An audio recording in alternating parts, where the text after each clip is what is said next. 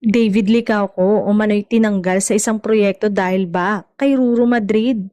Mainit na usap-usapan ngayon ang balitang natanggal umano si Kapuso Heartthrob David Licauco sa isang upcoming project.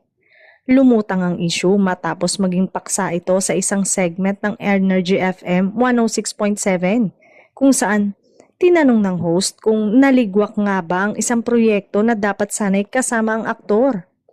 Ang tanong ngayon ng netizen, ano ang dahilan at bakit nadadamay ang pangalan ni Ruro Madrid?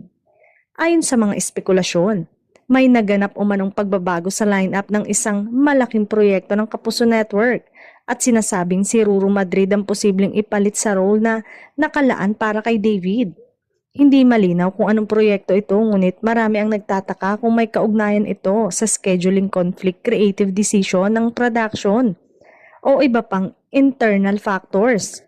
Matatanda ang si David Licauco ay kasalukuyang tinatangkilik ng fans matapos ang tagumpay ng Maria Clara at Ibarra habang si Ruro Madrid naman ay isa sa pinaka-busy na leading men ng GMA na bida sa iba't ibang teleserye at action project.